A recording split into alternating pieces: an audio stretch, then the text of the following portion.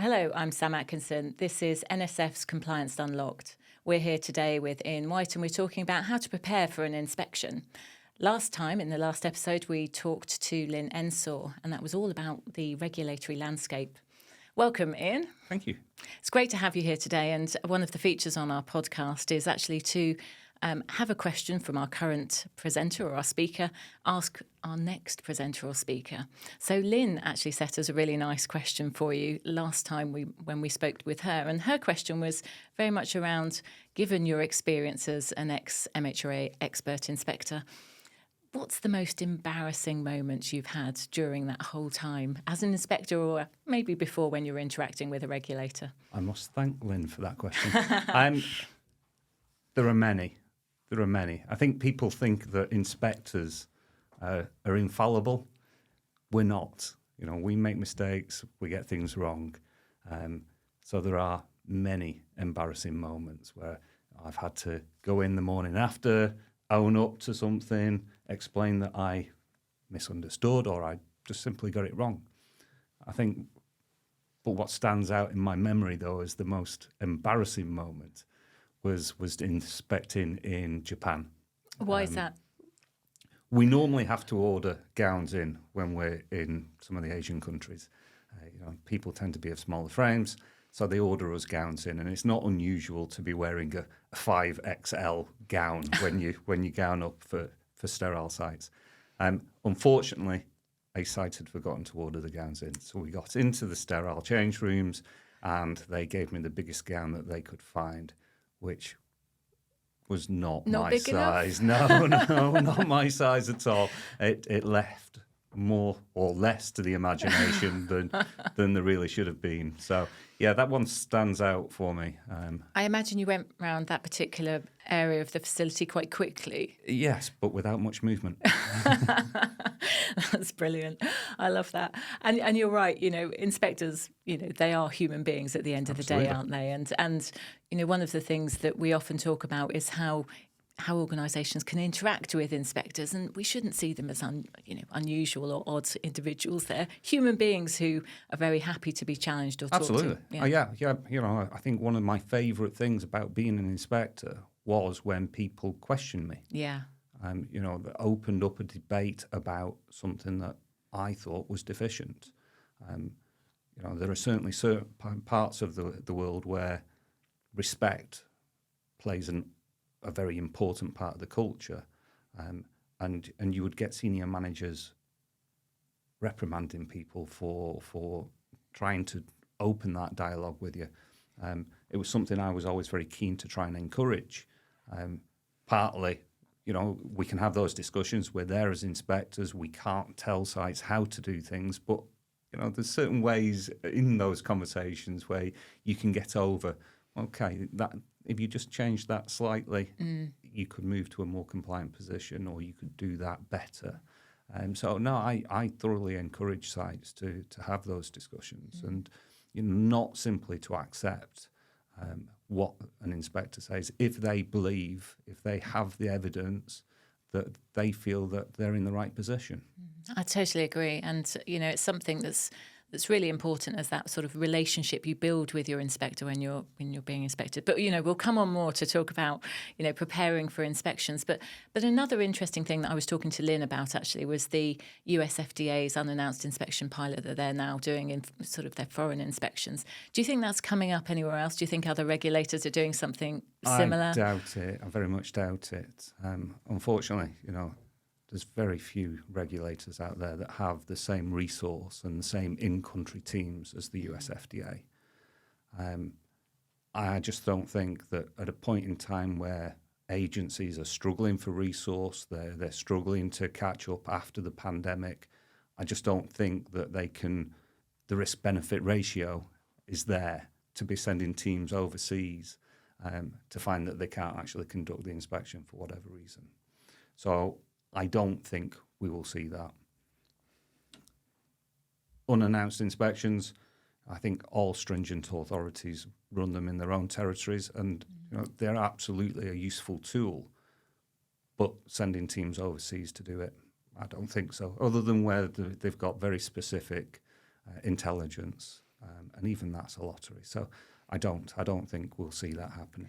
And that's probably quite comforting news to many, because no one really likes an unannounced inspection. But, that leads us very nicely onto our topic today, which is, being prepared for an inspection. And we talk a lot about inspection readiness. And what do you think about that phrase? Because, I've got mixed views on that, and I'd love to hear your thoughts. Absolutely. I don't want to come across as naive. I don't want to sit here and preach from some sort of ivory tower. But I've always struggled with the term inspection ready. I think there's connotations behind that we do what we do simply to pass an inspection. And that shouldn't be what we're doing. At the end of the day, it's around patient safety. And if our systems are robust, what we're doing, we're doing that outward look.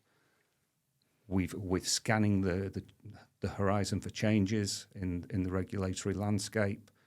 We have a means of looking at that, assessing that, seeing what it means for us, and implementing those changes. Then fundamentally we should be inspection ready at any time. It's not a term I like. It's not a term I encourage sites to use. Yeah, and I totally agree with you. I mean, that's why I say I've got mixed views. But there are things that an organisation can do to be prepared for an inspection, to make sure it's smooth flowing, it's slick, it's effective, it's getting what an inspector needs. What would your advice be for those organisations who have upcoming inspections? So they might already think they're thinking about patient safety all of the time, but they still want to make sure that they really nail that inspection and do the best they can. Yeah, absolutely. And one of our colleagues, Dave Waddington, spoke about this in an earlier podcast. At the point in time that you're made aware that an inspection's likely, there's very little you can actually do to change what's in your quality system. But there is still a lot that you can do to ensure that inspection runs effectively and efficiently. The way inspections are managed, and by that I mean the inspection, not the inspector, very different.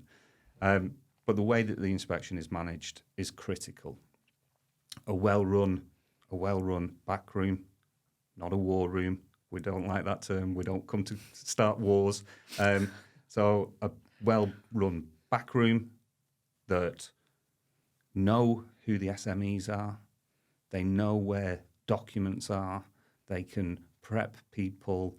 They can find the appropriate part of the document so that when that SME walks in front of the inspector, they can go straight to what they're looking for. They can walk the inspector through it. The SME's being prepped makes a huge difference. So people confident in what they're doing, backroom that is working well, huge difference in how an inspection can work. And you said there a moment ago, there's a difference between how you manage the inspection and not the inspector.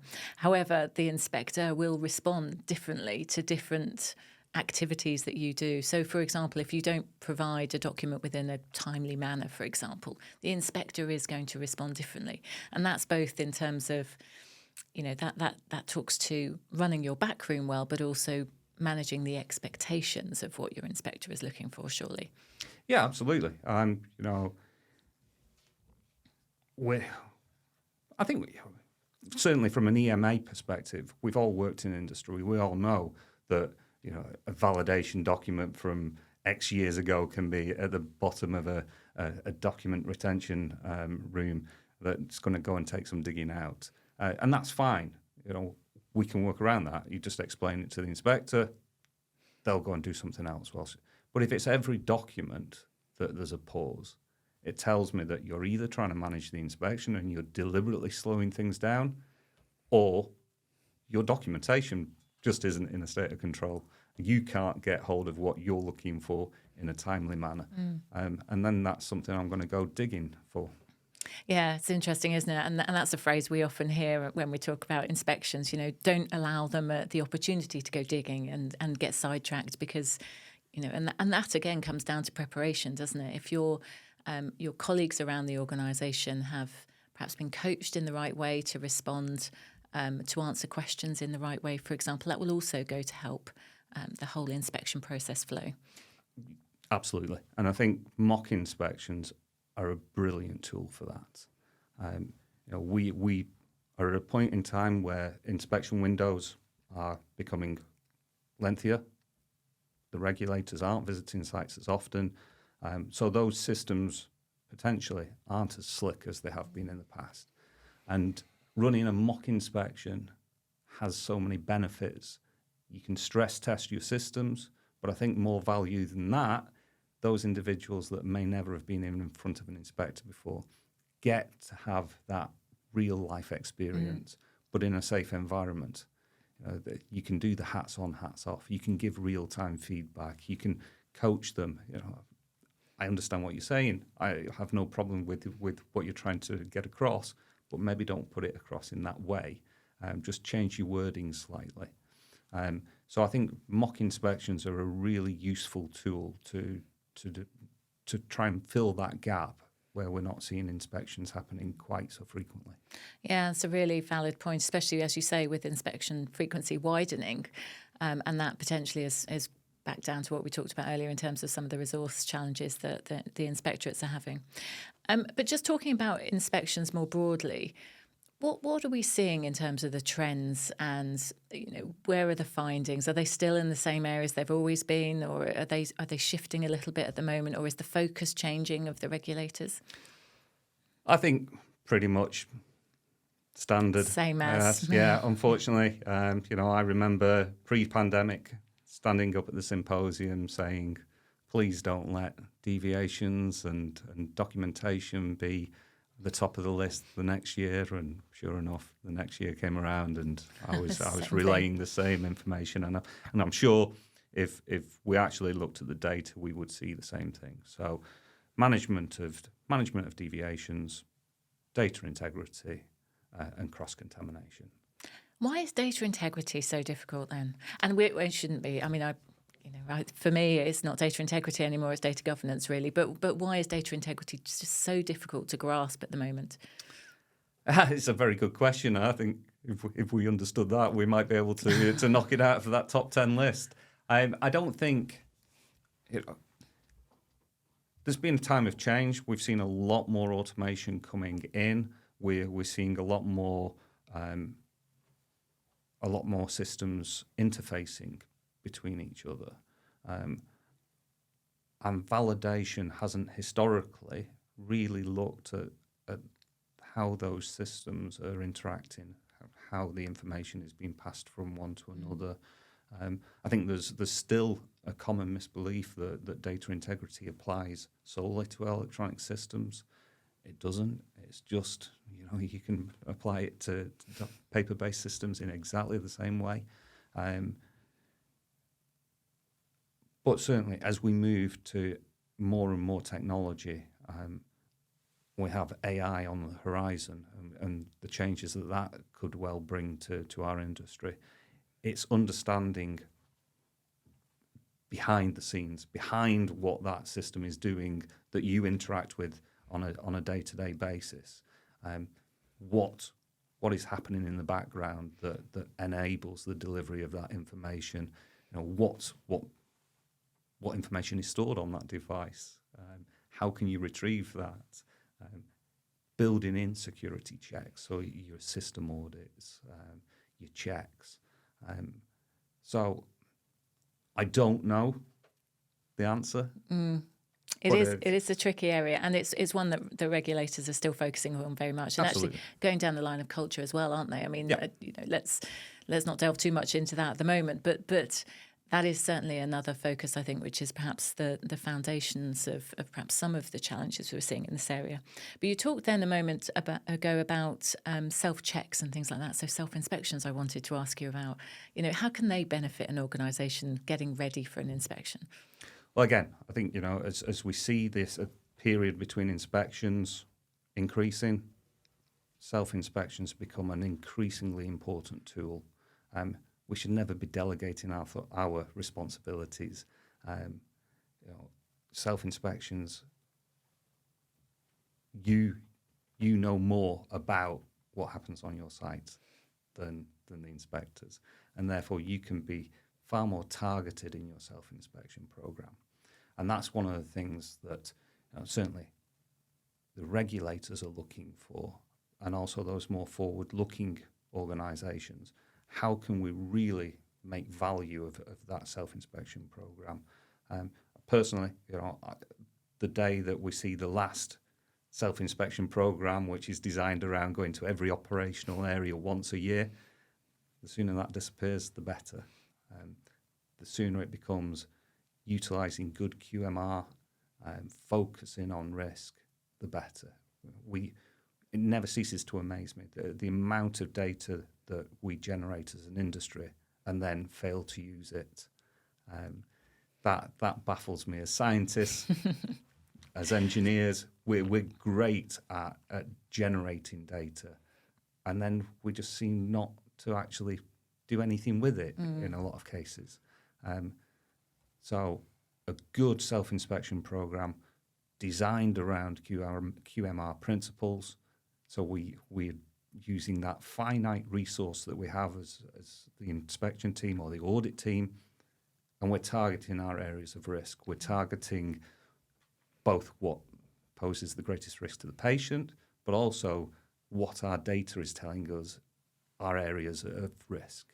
I think the sooner that we move to that kind of self-inspection program, the better. I can see that would add real value. I mean, talk to me a bit more about risk and risk assessments particularly, because risk assessments, I know over the years we've certainly had lots of conversations about risk assessments and the use of them, or more to the point, perhaps not the best use of them all the time. When can they be a real benefit, and when can they perhaps not be used in the most effective way? I think it's a relief to me as a former inspector that ICHQ 9 has now made it very clear you cannot risk assess yourself out of a regulatory requirement, because I think where there has historically been a practice of, yes, we know that's what we need to do, but we'll raise a risk assessment and say why we're doing what we're doing is okay. We don't need to comply with that.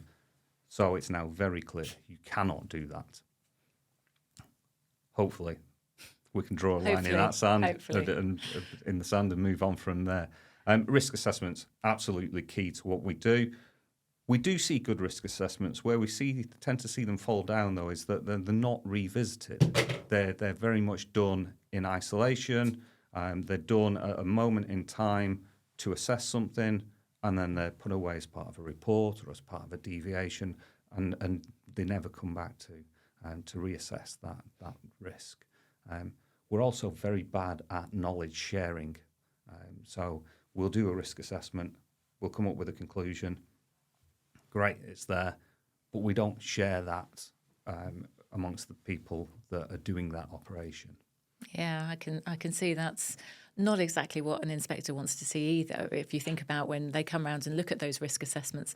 Which brings me on to another question, really. And when an inspector comes, you obviously want to be prepared and share with them certain things. If you've got a potential high-risk issue, or if you've got something perhaps that you're controlling, but you still feel that they may come across it. And obviously it might be a better opportunity for you to share it early rather than later.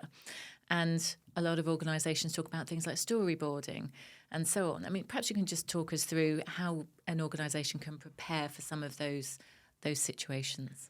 So again, I mean, there's a range of tools. I'm a real advocate of risk logs. I think risk logs are a really powerful tool to both for the site to manage their risks on a day-to-day basis, but also to be able to turn around to the inspector and say, we've identified the risk.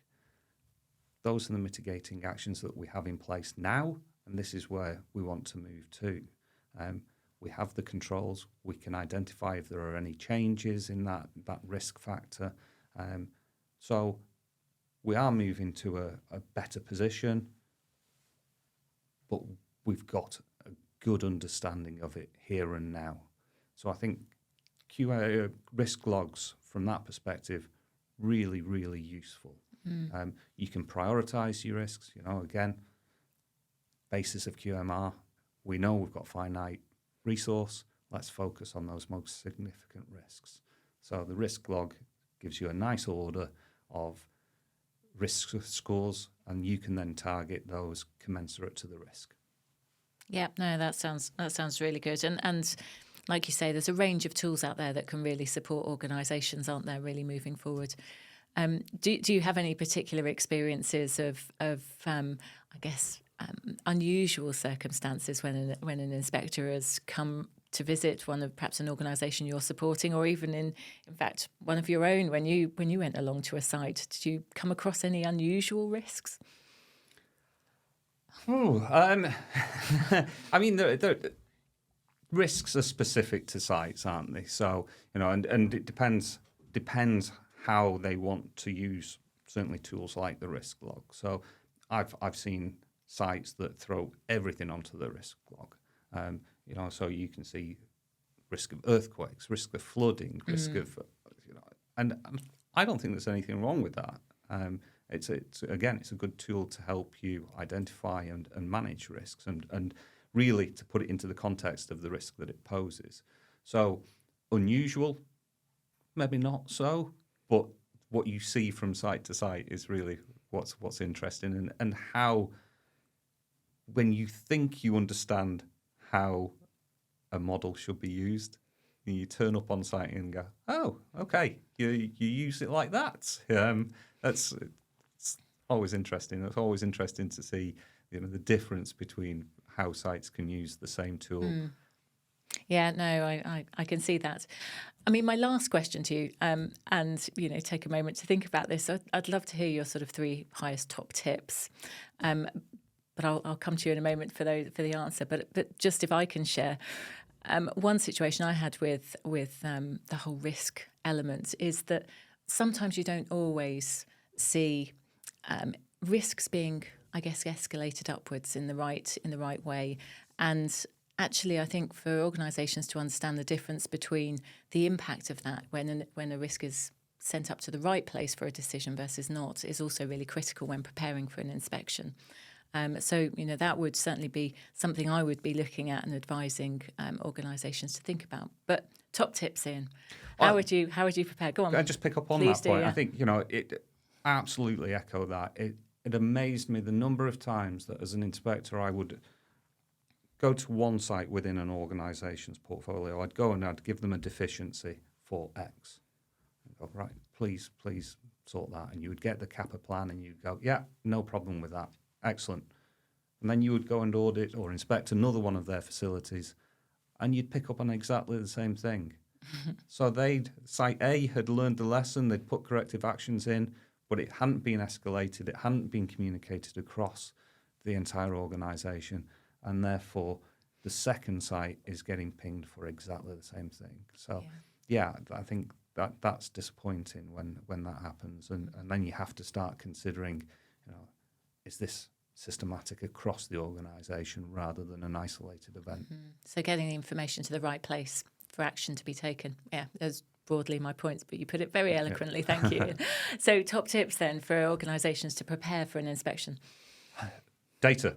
Use your data. I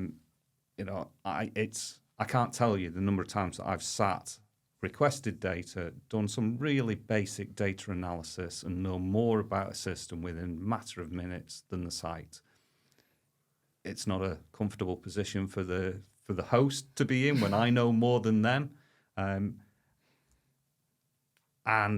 I think as an inspector, the most concerning thing is always when you start picking up things that the site are blind of. So use your data. Yep. Second, it's very easy for me to sit here and say it, but be open, be transparent in the way that you host the inspection. Just really silly things like visual factory boards. Why wipe a visual factory board clean before an inspector walks around? It's quite clear it's there for a purpose. I think visual factory boards are a great tool. Great things, yeah, absolutely. They can show how you're proactively managing things, and particularly, if you're not all over that system. If that system isn't operating where you would expect it to be, it's a really useful tool to be able to say, this is how we're tackling it. It rings alarm bells when I was walking around facilities and everything's being wiped clean. Yeah. It says a lot about the culture, and it says a lot about how they want to interact with their inspector. So, yes, it's an inspection. Yes, you want to pass, but that relationship that you can build through being open and transparent with the inspector, very important. And third, I think would be just taking that time to step back and think about the inspection process itself. What we all know, deviations are going to be looked at, validation master plan are going to be looked at. There are things that you can absolutely guarantee that inspectors will be requesting. There should be no reason at all you can't lay your hands on those things. Goes back to that backroom logistics, doesn't it? And the whole planning and preparation. Yeah. But equally, thinking as an inspector before I left, we were seeing more and more sites allowing laptops as the tool. We see more and more document management systems, and we're all kind of more conscious about our environmental impact. And it horrified me as I walk off site and see all this paper that had been printed out that was just going for shredding. So, sites are increasingly giving laptops to inspectors. Make sure you've turned off notifications. The number of times I've seen Teams messages pop up, my favourite ever being, don't show the inspector this. You can guess what my next request was. Asked for it. So, I think, prep, challenge your systems, do a dry run, be that with an external organisation doing your mock inspection, or if you've got the advantage of a corporate team, come through, challenge those systems, make sure it's going to run. There's no worse time than to find a system doesn't operate as you thought it would during an inspection. Through an inspection, yeah. Get that. Brilliant. Thank you, Ian. As we started with a question for you from our previous guest, I'm going to ask you the same thing. Could you have a question for our next guest, or do you have a question for our next guest? Absolutely. So, as we spoke, I used to quite enjoy being challenged as an inspector. So I would like to pose the question, have you ever disagreed with an inspector or an investigator? And if so, how did you go about that and what was the outcome? Fantastic, thank you. And just for our listeners, our next guest is actually Mike Hydock, who's also from NSF. And we'll be talking about inspection remediation in our next episode. But thank you again, Ian. It's been really great to talk to you today. I'm Sam Atkinson. This has been Compliance Unlocked.